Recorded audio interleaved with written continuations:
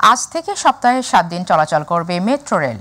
একই দিনে চালু হচ্ছে বিক্ষোভে ক্ষতিগ্রস্ত কাজীপাড়া স্টেশনে। Dhaka mass transit company limited DMTCL এর কোম্পানি সেক্রেটারি খন্দকার এহতেশামুল কবির জানিয়েছেন, এতে শুক্রবার বিকেল 3:30 থেকে রাত 9:40 পর্যন্ত চলবে মেট্রো রেল। এর মাধ্যমে আজ বিকেল থেকে সপ্তাহে 7 দিনই চলবে মেট্রো রেল।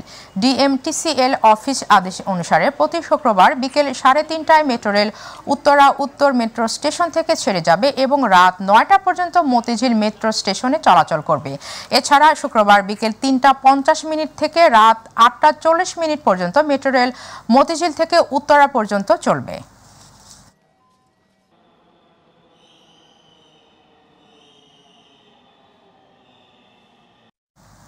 সাবেক পরিকল্পনা মন্ত্রী ও সুনামগঞ্জ 3 আসনের সাবেক সংসদ সদস্য M A মান্নানকে গ্রেফতার করেছে পুলিশ।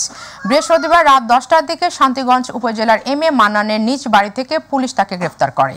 রাত 11টার দিকে সুনামগঞ্জের পুলিশ সুপার আ.প.ম আনোয়ার হোসেনের খান বিষয়টি নিশ্চিত করে বলেন, মামলার পর M A মান্নানকে সুনির্দিষ্ট অভিযোগের ভিত্তিতে গ্রেফতার করা হয়েছে। সকালে তাকে আদালতে হাজির করে রিমান্ডের আবেদন করলে নামঞ্জুর করে কারাগারে প্রেরণের নির্দেশ দেয় আদালত। সুনামগঞ্জ শহরে গত 4 আগস্ট ছাত্র জনতার আন্দোলনের সময় শিক্ষার্থীদের ওপর হামলা ও গুলিবর্ষণের ঘটনায় 2 সেপ্টেম্বর সদর মডেল থানায় জেলার দোয়ারাবাজার উপজেলার বাসিন্দা হাফিজ আহমদ নামের এক ব্যক্তি দ্রুত বিচার আইনে একটি মামলা দায়ের করেন। ওই মামলায় 2 নম্বর এজাহারভুক্ত আসামি ছিলেন M A মান্নান। বাদীর ভাই শিক্ষার্থী জহুর আহমদ ঘটনার গুলিবিদ্ধ হয়ে আহত হয়েছিলেন।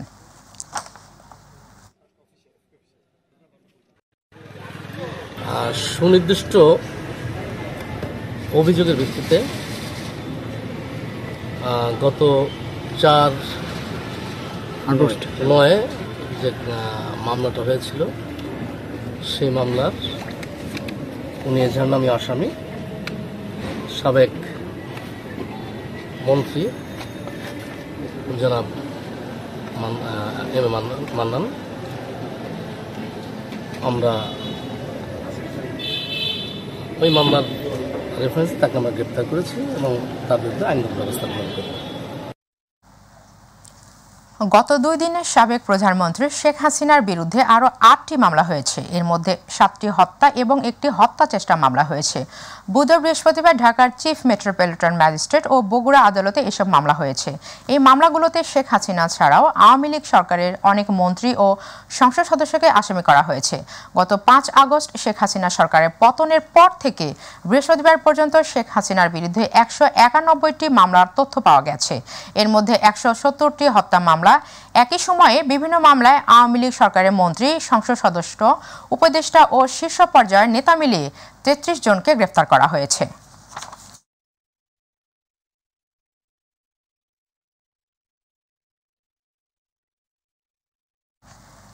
বেসরকারি গবেষণা প্রতিষ্ঠান সেন্টার ফর পলিসি ডায়ালগ CPDর নির্বাহী পরিচালক ডক্টর ফাহমিদা খাতুনকে বাংলাদেশ ব্যাংকের পরিচালনা পর্ষদের পরিচালক নিয়োগ দিয়েছে সরকার। বৃহস্পতিবার অর্থ মন্ত্রণালয়ের আর্থিক প্রতিষ্ঠান বিভাগ থেকে এ সংক্রান্ত প্রজ্ঞাপন জারি করা হয়েছে। প্রজ্ঞাপনে বলা হয়েছে, CPDর নির্বাহী পরিচালক ফাহমিদা আক্তার খাতুনকে বাংলাদেশ ব্যাংকের পরিচালক পর্ষদের পরিচালক হিসেবে তার যোগ দেওয়ার তারিখ থেকে 3 বছরের জন্য নিয়োগ দেওয়া হলো। তার যোগদানের তারিখ থেকে 3 বছরের জন্য নিয়োগ দেওয়া হয়।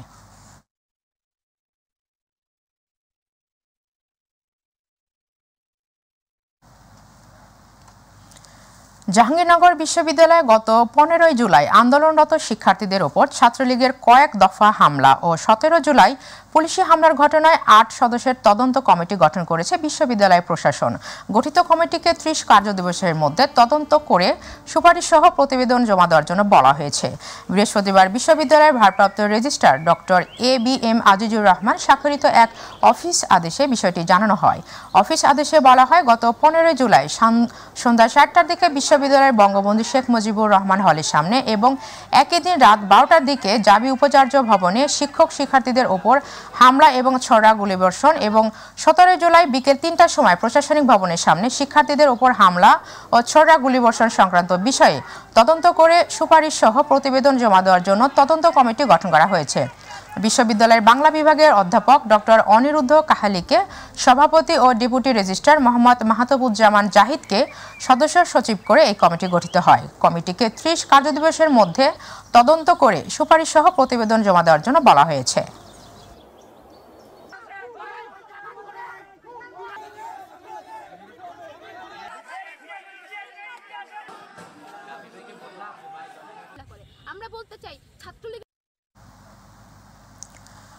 ক্ষমতার পালাবদল হলেও অবস্থা বদলায়নি রাজধানীর সায়দাবাদ আন্তজেলা বাস টার্মিনালের চিত্র।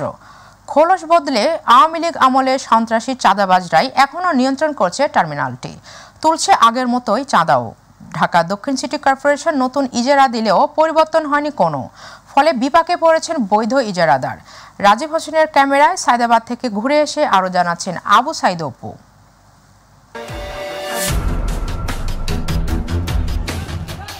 বৈষম্য বিরোধী ছাত্র আন্দোলনে গণ অভ্যুত্থানে স্বৈরাচারী সরকারের পতনের পর দেশ ছেড়ে পালিয়ে যান দক্ষিণ সিটি কর্পোরেশনের মেয়র শেখ ফজলেনুর তাপস। কিন্তু রাজধানীর বিভিন্ন লাভজনক স্থাপনা ও পয়েন্টে রয়ে গেছে তার ছত্রছায়া। ছাত্র জনতার গণ অভ্যুত্থানের পর সায়দাবাদ বাস টার্মিনালের নিয়ন্ত্রণ নেয় আওয়ামী লীগের সাবেক চাঁদাবাজরা। শুধু খোলস বদলে তারা দেদারসে চাঁদাবাজি চালিয়ে যাচ্ছে।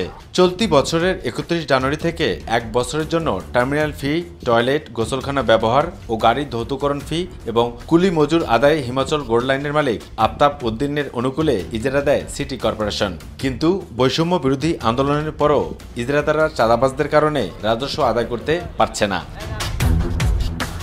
দীর্ঘ অনুসন্ধানে জানা গেছে, বহিরাগত আওয়ামী ফ্যাসিবাদের সরকারের কুলি শ্রমিক লীগ ইউনিয়নের সাংগঠনিক সম্পাদক মনির হোসেন মুন্সি ও সৈকত পরিবহনের মালিক জাহাঙ্গীর হোসেন চাঁদাবাজ চক্র মিলে নিয়ন্ত্রণে নিয়ে সায়দাবাদ বাস টার্মিনালে বেপরোয়া চাঁদাবাজি চালাচ্ছে।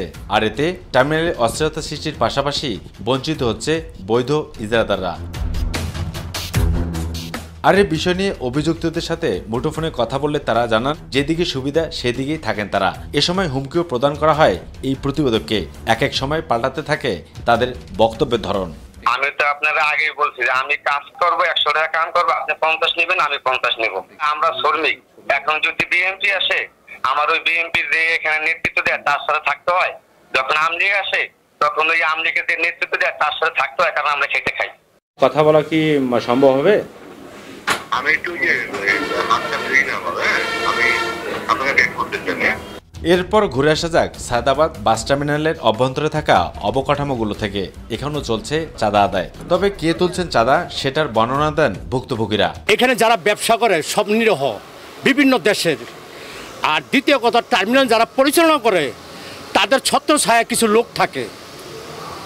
তাদের ইচ্ছা জিনিসগুলো যদি আপনি পূরণ না করেন, নেক্সটে তারা যে কোনো উশিলায় ওই ব্যবসার উপরে তারা হামলা চালায়। টাকা না দিলে তো ভয়ের মধ্যে থাকবোই, টাকা দিলে তো মনে করেন ভয় ভিতরে থাকি না। তখন তো 15-20 জন 40 জন আইব, বাস ঠেক দিয়ে মারি হালাচি চলে যাব।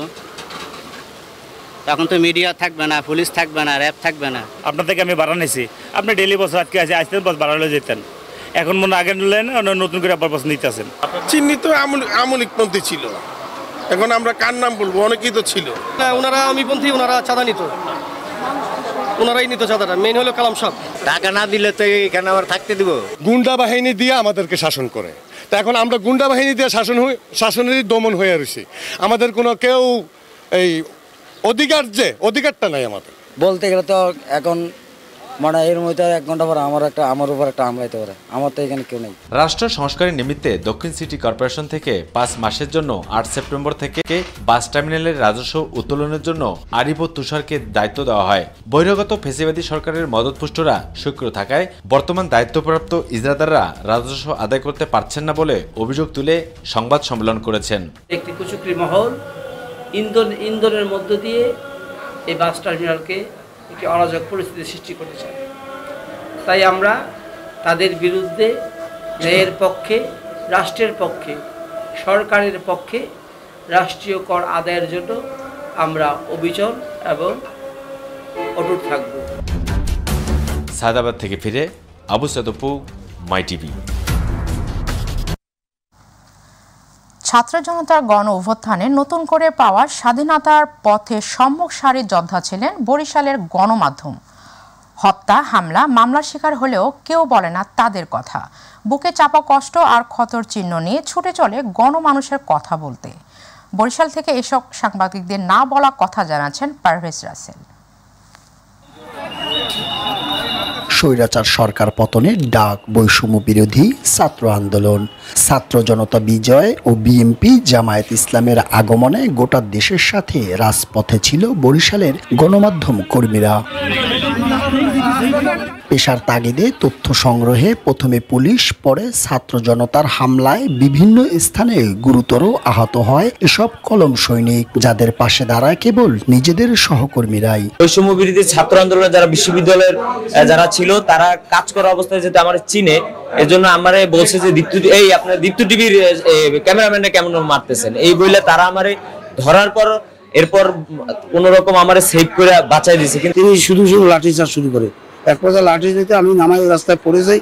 পরে যাওয়ার পর উনি কিন্তু 2 স্টেপ আগেই গেছে, পুনরায় ব্যাক করে এসে আবার কিন্তু পুনরায় আমাকে মারে। ছাত্র জনতার গণঅভ্যুত্থানে দেশ পরিবর্তন হলেও আহত গণমাধ্যম কর্মীদের খোঁজ নেয়নি কেউ।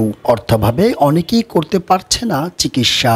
স্বাধীন গণমাধ্যম যদি নিশ্চিত করা যায় যে গণমাধ্যম সাদাকে সাদা কালোকে কালো বলবে, তাহলে বোধহয় আমাদেরকে আর এভাবে হামলার শিকার হতে হবে না।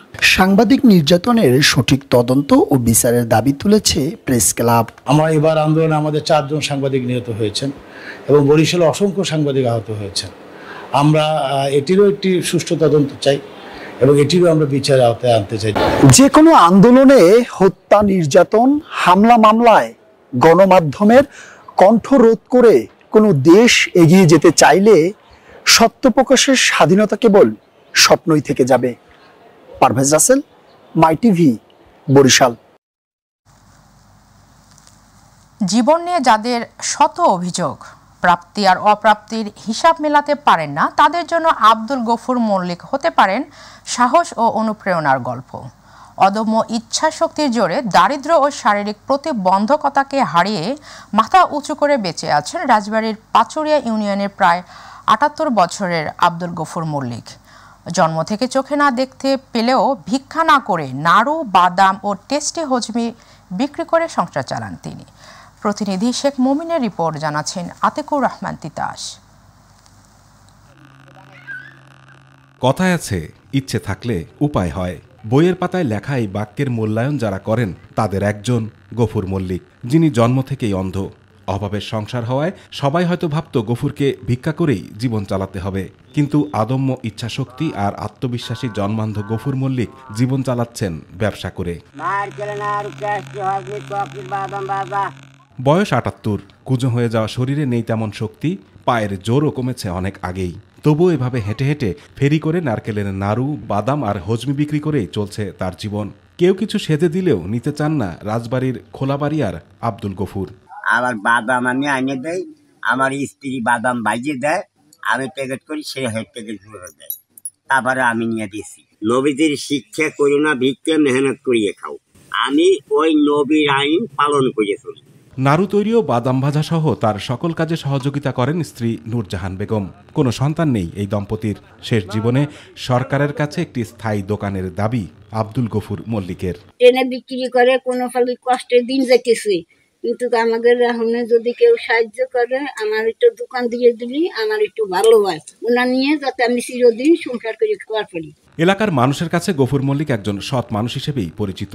সমাজ ও দেশের জন্য অভিন্ন দৃষ্টান্ত স্থাপন করেছেন গফুর মল্লিক, বলছেন এলাকাবাসী। তার একটা শিক্ষা আছে, সে কখনো হাত পেতে, মানুষের কাছে হাত পেতে বা কারো সাহায্য নিয়ে বেঁচে থাকতে চায় না। এত বয়স হয়েছে, হেও কোনোদিন কারো কাছে হাত পাতে না, কর্ম করে নিজে খায়। আমাদের একটা গর্ব যে আমার মামা অন্ধ হয়েও সে হাত পাইতে খায় না।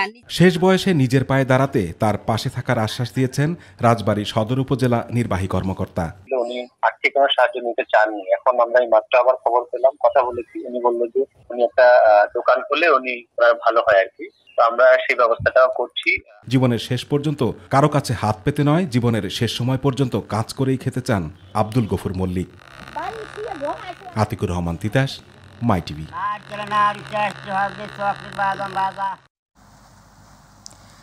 বিলুপ্তির পথে ফরিদপুর ভাঙ্গায় কুমার নদে হওয়া ঐতিহ্যবাহী নৌকাবাইজ। এক সময়ের ঐতিহ্য আর ইতিহাসে ভরা নৌকাবাইজ ছিল এই অঞ্চলের উৎসবের অন্যতম উপাদান। নানা প্রতিবন্ধকতায় হারিয়ে যেতে বসেছে এই ঐতিহ্যবাহী নৌকাবাইজ। প্রতিনিধি সারোয়ার হোসেনের পাঠানো তথ্য ও ছবিতে নুসরাত শারমিনের রিপোর্ট। ফরিদপুরের ভাঙ্গা উপজেলার একসময়ের সারা জাগানো নৌকাবাইজ দেখতে কুমার নদীতে ভিড় করত হাজারো বিনোদন প্রেমী। কালের বিবর্তনে যা এখন একেবারেই বিলুপ্তির পথে। কয়েক বছর যাবৎ নানা প্রতিবন্ধকতা, জলপ্রবাহ না থাকা, অপরিকল্পিতভাবে রাস্তাঘাট তৈরি করা, পানি প্রবাহ বন্ধ করা, সেই সাথে নদ নদীর পানি শুকিয়ে যাওয়া সহ বিভিন্ন কারণে হারিয়ে গেছে নৌকাবাইজের মতো এমন নানা ঐতিহ্য। দেখার মতো জিনিস নৌকাবাইজ, ঘোড়া দামুর, গরু দামুর, অন্য কোনো জিনিস। নৌকাবাইজের 3 দিন আগে থেকে এবং 3-4 দিন পর থেকে সবার মধ্যে একটা স্বাদ রব বিরাজ করতো। 2008 সালের পর থেকে ভাঙা এই কুমার নদীতে নৌকাবাইজটা হারিয়ে গিয়েছে। আমরা সেই আগের জীবনে ফিরে যেতে চাই। ক্লান্তিময় জীবনকে একটু প্রশান্তির ছোঁয়া দিতে ঐতিহ্যবাহী এই খেলার কোনো বিকল্প নেই বলে জানান এলাকাবাসী। সেই সাথে এই ঐতিহ্য ফিরিয়ে আনার দাবিও জানান তারা। দলমত নির্বিশেষে রাজনীতি মুক্ত ভাবে করে এটা নৌকাবাইজটা আবার ফিরে আনা উচিত। আমরা সবসময় চাই এভাবে এনজয় করতে, আর বিশেষ করে নৌকাবাইজটা যেন আমাদের মাঝে আবার বাংলাতে ফিরে আসে, এজন্য আমাদের জোর দাবি রয়েছে। নুসরাত শারমিন, মাই টিভি নিউজ। কিশোরগঞ্জের ভৈরবে পরকীয়া প্রেমের জোরে স্বামী রেলকর্মী মাহবুবুর রহমানকে হত্যার দায়ে স্ত্রী ও প্রেমিককে মৃত্যুদণ্ডের সাজা দিয়েছেন কিশোরগঞ্জের দ্বিতীয় অতিরিক্ত জেলা ও দায়রা জজ আদালতের বিচারক। দণ্ডপ্রাপ্ত আসামি রোকসানা আক্তার ও আসিফ আহমেদের উপস্থিতিতে আদালতের বিচারক শামীম হাসনাত পারভিন এই রায় দেন। রায়ে দুজনকে মৃত্যুদণ্ডের পাশাপাশি 50,000 টাকা জরিমানা ও অনাদায়ে 6 মাসের কারাদণ্ডের সাজা দেওয়া হয়।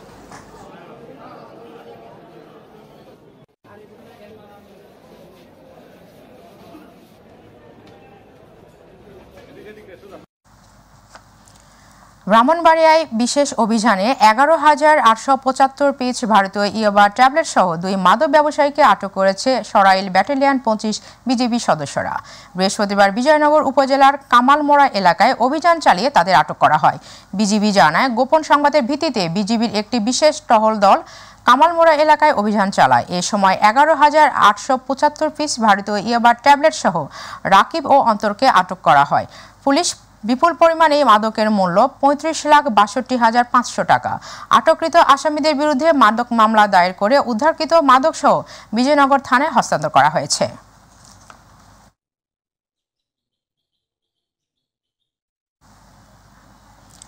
নেত্রকোনার কেন্দুয়া পৌর শহরের বাজারে একটি দোকান ঘরের জায়গা দখলকে কেন্দ্র করে বিএনপির দুপক্ষের লোকজনের মধ্যে সংঘর্ষের ঘটনা ঘটেছে।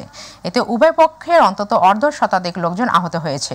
আহতরা কেন্দুয়া উপজেলার স্বাস্থ্য কমপ্লেক্স, নেত্রকোনা আধুনিক সদর হাসপাতাল ও ময়মনসিংহ মেডিকেল কলেজ হাসপাতালে চিকিৎসা নিচ্ছেন।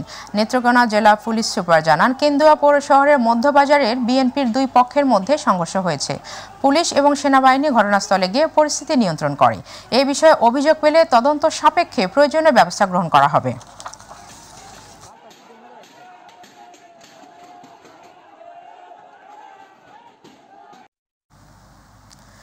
খাগড়াছড়িতে মামুন নামে এক যুবকের মৃত্যুর ঘটনার প্রতিবাদে বিক্ষোভ মিছিলকে কেন্দ্র করে বাঙালি ও পাহাড়িদের মধ্যে সংঘর্ষের ঘটনা ঘটেছে।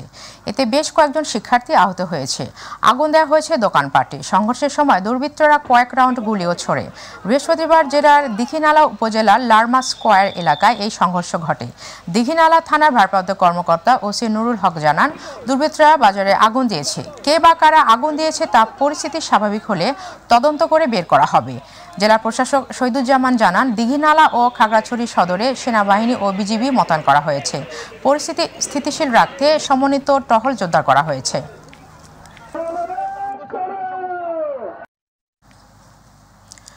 মুন্সিগঞ্জ সদর উপজেলার মহাকালী ইউনিয়নে শিয়ালের কামড়ে কমপক্ষে 12 জন আহত হয়েছেন। বৃহস্পতিবার ইউনিয়নের মধ্য মহাকালী ও নাহাপাড়া গ্রামে শিয়ালের হঠাৎ আক্রমণের শিকার হন স্থানীয়রা। আহতরা মুন্সিগঞ্জ জেনারেল হাসপাতালে চিকিৎসাধীন রয়েছে। মুন্সিগঞ্জ জেনারেল হাসপাতালের জরুরি বিভাগে দায়িত্বরত চিকিৎসক ডাক্তার প্রান্ত বলেন, শিয়ালের কামড়ে আহতদের টিকা দেওয়া হয়েছে। সকলেই আশঙ্কামুক্ত আছে।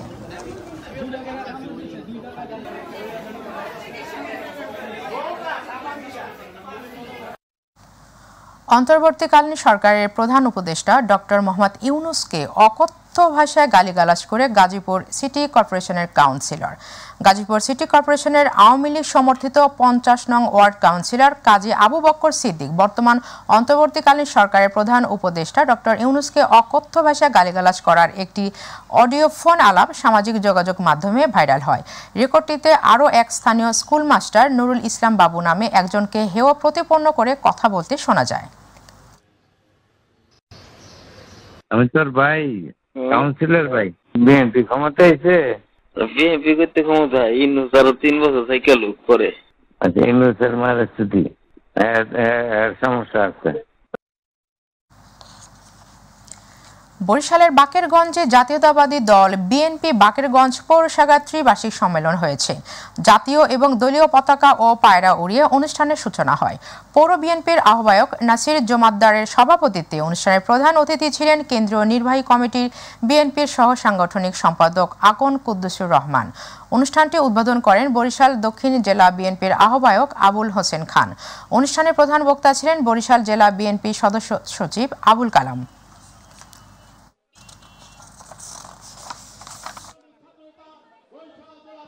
গত ছাত্ররা যখন বৈষম্য বিরোধী কোটা আন্দোলন শুরু করে, তখন 19 তারিখে কোটার কয়েকজন ছাত্র 8 দফা দাবি নিয়ে সরকারের সাথে বৈঠক করে, সরকার যখন সেই দাবি মেনে নেয়, তখন তারা আন্দোলন বাদ দিয়ে সব ছাত্রকে শিক্ষক দেওয়ার জন্য বলছিল। এই সরকারের পতন হয়েছে কিন্তু দীর্ঘ 17 বছরের রাজনীতির আন্দোলনের ধারাবাহিকতার মাধ্যমে। আর সেই ধারাবাহিকতায় শেষ পর্যায়ে এসে বৈষম্য বিরোধী ছাত্র আন্দোলনে যারা নেতাকর্মী ছিলেন, অকুতোভয় সৈনিক ছিলেন, তাদের অসীম সাহসে, তাদের অসম আত্মত্যাগের মাধ্যমে শেষ পরিণতি হাসিনার পলায়ন। চাঁপাইনবাবগঞ্জের শিবগঞ্জে গুম, হত্যা, চাঁদাবাজি, দখলবাজি, শিক্ষা প্রতিষ্ঠানে নিয়োগ, বাণিজ্য ও মাদক প্রতিরোধে এক মতবিনিময় সভা অনুষ্ঠিত হয়েছে। উপজেলার নয়লাভাঙ্গা ইউনিয়ন বিএনপি আয়োজিত নয়লাভাঙ্গা সুন্দরপুর উচ্চ বিদ্যালয় মাঠে এই মতবিনিময় সভা অনুষ্ঠিত হয়। অনুষ্ঠানে নয়লাভাঙ্গা ইউনিয়ন বিএনপির সভাপতি নজরুল ইসলামের সভাপতিত্বে প্রধান অতিথির বক্তব্য রাখেন উপজেলা বিএনপির সাবেক সভাপতি আশরাফুল হক।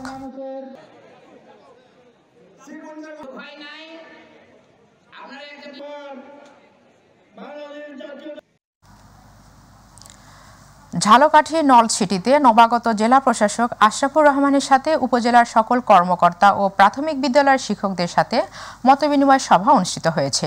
নলছিটি উপজেলা নির্বাহী কর্মকর্তা নজরুল ইসলামের সভাপতিত্বে প্রধান অতিথি ছিলেন জেলা প্রশাসক মোহাম্মদ আশরাফুর রহমান। এ সময় বক্তব্য রাখেন অতিরিক্ত জেলা প্রশাসক রুহুল আমিন, সহকারী কমিশনার সমাপ্তি রায়, উপজেলার স্বাস্থ্য কর্মকর্তা ডাক্তার শিউলি পারভিন, কৃষি কর্মকর্তা সানজিদ আরা শাওন।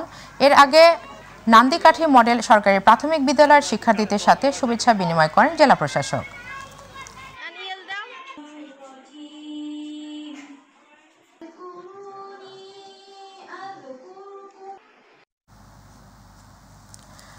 চাঁপাইনবাবগঞ্জের নবাগত জেলা প্রশাসক আব্দুস সামাদ স্থানীয় সাংবাদিকদের সাথে মতবিনিময় সভা করেছেন। জেলা প্রশাসনের সম্মেলন কক্ষে এই মতবিনিময় সভা অনুষ্ঠিত হয়।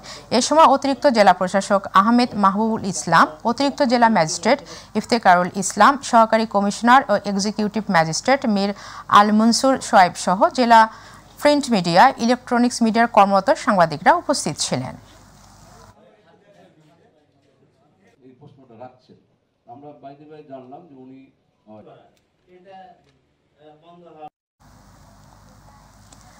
গাজীপুর সদর উপজেলার মির্জাপুর বাজারে জয়দেবপুর থানা পুলিশের আয়োজনে জঙ্গিবাদ, মাদক, ইফটিজিং, কিশোর গ্যাং, নারী নির্যাতন ও বাল্য বিবাহ প্রতিরোধে বিট পুলিশিং সমাবেশ অনুষ্ঠিত হয়েছে। জয়দেবপুর থানার ভারপ্রাপ্ত কর্মকর্তা ওসি আব্দুল হালিমের সভাপতিত্বে ও গাজীপুর সদর উপজেলা ছাত্রদলের আহ্বায়ক সোহাগ মাহমুদের সঞ্চালনায় প্রধান অতিথি ছিলেন গাজীপুর সদর সার্কেল ও অতিরিক্ত পুলিশ সুপার মিরাজুল ইসলাম। বিশেষ অতিথি ছিলেন জেলা বিএনপির যুগ্ম সাধারণ সম্পাদক আবু বকর সিদ্দিক, কোষাধ্যক্ষ ইসলাম উদ্দিন, সদর উপজেলা বিএনপির সভাপতি আবু তাহের মুসল্লি, সাধারণ সম্পাদক জয়নাল আবেদিন রিজভি সহ আরো অনেকে।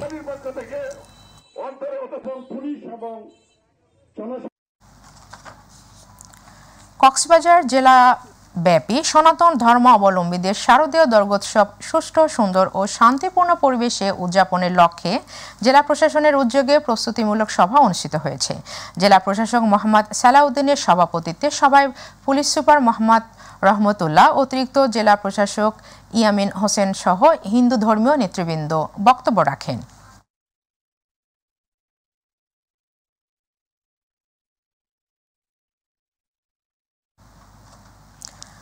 সারা দেশে মব জাস্টিস বন্ধ এবং বিচার বহির্ভূত হত্যাকাণ্ডের সুষ্ঠু তদন্ত কমিটি গঠনের দাবিতে মানববন্ধন করেন জাহাঙ্গীরনগর বিশ্ববিদ্যালয়ের শিক্ষার্থীদের একাংশ। বৃহস্পতিবার জাহাঙ্গীরনগর বিশ্ববিদ্যালয়ের শহীদ মিনার এলাকায় এই মানববন্ধন করেন শিক্ষার্থীরা। এ সময় তারা সাম্প্রতিক ছাত্রলীগ নেতা শামীম মোল্লার বিচার বহির্ভূত হত্যাকাণ্ডের সুষ্ঠু তদন্ত কমিটি গঠন করে দোষীদের বিচারের আওতায় আনার দাবি জানায়। এছাড়াও ক্যাম্পাসে দলীয় লেজুরবৃত্তি, ছাত্র, শিক্ষক, কর্মচারীদের রাজনীতি বন্ধ করতে হবে বলেও দাবি তোলেন মানববন্ধন থেকে শিক্ষার্থীরা।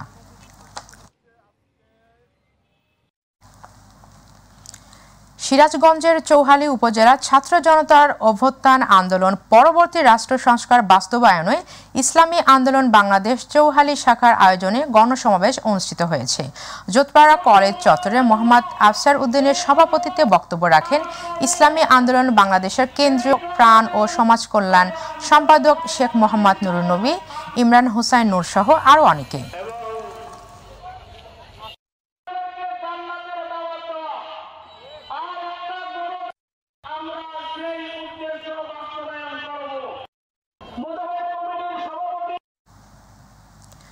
ছাত্র জনতার বৈষম্য বিরোধী আন্দোলনে ঢাকায় গুলিতে শহীদ কুড়িগ্রামের ভোগডাঙ্গার ভোগীর ভিটার নূর আলম মিয়ার শোকার্ত পরিবারের পাশে দাঁড়িয়েছেন জেলা প্রশাসন কুড়িগ্রাম। কুড়িগ্রামের ভোগডাঙ্গায় পারিবারিক কবরস্থানে শায়িত নূর আলমের কবর জিয়ারত ও তার পরিবারের খোঁজখবর নেন জেলা প্রশাসক কুড়িগ্রাম নুসরাত সুলতানা। এ সময় নূর আলমের বাবা, মা, সন্তান সম্ভবা স্ত্রী ও নূর আলমের ছোট ভাই আবেগ আপ্লুত হয়ে পড়ে। জেলা প্রশাসক কুড়িগ্রাম তাদের সান্ত্বনা দেন এবং তার মায়ের হাতে 50,000 টাকা ও স্ত্রীর হাতে ফল তুলে দেন।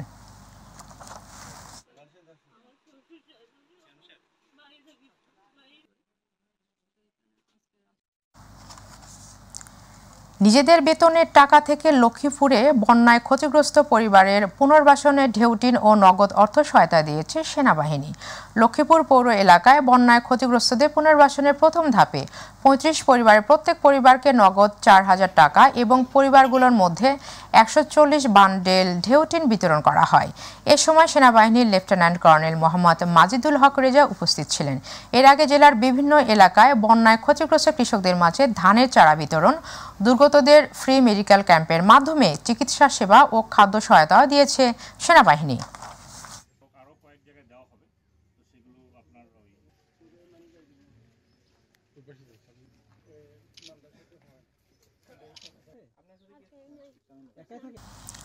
সংবাদ শেষ করব শরৎকালের খবর জানিয়ে। কাশফুলে সেজেছে শরতের প্রকৃতি। সিরাজগঞ্জের উল্লাপাড়া চরসাদ বাড়িয়া 0 পয়েন্টে এখন খেলা করছে কাশবনের ঢেউয়ের খেলা। ইট পাথর থেকে পালাতে কাশবনে ছুটছেন সৌন্দর্য পিপাসুরা। সিরাজগঞ্জের উল্লাপাড়া থেকে আনিসুর রহমান লিটনের রিপোর্ট, জানাচ্ছেন ইলিয়াস কমল। শরৎ মানে নীল আকাশে সাদা মেঘের ভেলা আর কাশফুলের শুভ্রতা। প্রকৃতিতে শরতের কাশফুল দেখে যে কারোরই চোখ ও মন জুড়িয়ে যাবে। তেমনি মন ভোলানো সৌন্দর্যের জুড়ি বসেছে সিরাজগঞ্জের উল্লাপাড়ায় করতোয়া নদীর পাশে চরসাদ বাড়িয়া 0 পয়েন্টে। কাশফুলের সৌন্দর্যে পর্যটন কেন্দ্র না হলেও ভ্রমণ প্রেমীদের আগমনে মুখর হয়ে উঠেছে প্রতিটি বিকেল। এই সৌন্দর্যের সাথে ছবি তুলে ছড়িয়ে দিচ্ছে সামাজিক যোগাযোগ মাধ্যমে। প্রকৃতির এই রূপ দেখতে তাই প্রকৃতি প্রেমীদের ঢল এই কাশবনে। শরৎকালের কাশফুল অবশ্যই সুন্দর লাগবে, শরৎচন্দ্রের মতোই সুন্দর। বিভিন্ন পর্যটকরা এরা আসে, টিভিতে, ফেসবুকে সব জায়গায় ভাইরাল হয়, এটা দেখতেও ভালো লাগে। নদীর পাড়ে অনেক সুন্দর একটি কাশবন, এখানে আমি আসছি আমার বন্ধুদের নিয়ে ঘুরতে, আমি অনেক ছবি তুলছি। বিভিন্ন শ্রেণীর লোকজন এখানে ঘুরতে আসতেছে, সেই উদ্যোগে আমাদের এখানে আসা। বেড়াতে আসছে নদীর পাড়ে কাশবন, সবাইকে দেখতে সুন্দর লাগে, দৃশ্যটা অনেক সুন্দর। বিকেল হলেই কাশফুলের এই সৌন্দর্য দেখতে ছুটে আসেন দর্শনার্থীরা। এই মৌসুমে তেমন কাজ না থাকলেও প্রকৃতি প্রেমীদের নদী পারাপারে ব্যস্ততা বেড়েছে মাঝি মাল্লাদের। কেশাঘাতে এই নৌকা চলাচলে সবারই উপার্জন, একার নৌকায় 1,800-900 কামাই হয়। অনেক লোকজন যাতায়াত করে, এই জন্য সবাই দেখতে আসে এবং সবার হাতে দেখা যায় কাশফুল। এই জায়গায় কাশফুল আছে, হয়েছে দেহেই ব্যবসা ভালো হইতেছে এবং লোকজন দিন ভরাই আছে। শরতের মন কাড়া সৌন্দর্য বাংলার মানুষকে মোহিত করে বলেই শরৎ বাংলার ঋতুরূপের রাজকুমারী। এমন সৌন্দর্যের উৎসগুলো হারিয়ে যাচ্ছে নগরায়নে বলে দাবি করেছেন স্থানীয় সংস্কৃতিকর্মীরা। বাংলাদেশের প্রত্যেকটি অঞ্চলে যখন পানি নেমে যায় বা পানি যখন কানায় কানায় পূর্ণ থাকে, যাবার প্রাককালে এই সৌন্দর্যটা আমরা লক্ষ্য করি। সেখানে আমরা দেখতে পাই এই নীল আকাশের ভেলার সঙ্গে এই কাশফুলের যে সৌন্দর্য রয়েছে মানুষকে চরম আকর্ষণ করে। সারাদিনের ক্লান্তি শেষে একটু সুখের পরশ পেতে বন্ধু পরিজন নিয়ে কাশবনে ছুটে আসছে প্রকৃতি প্রেমীরা। ইলিয়াস কমল, মাই টিভি।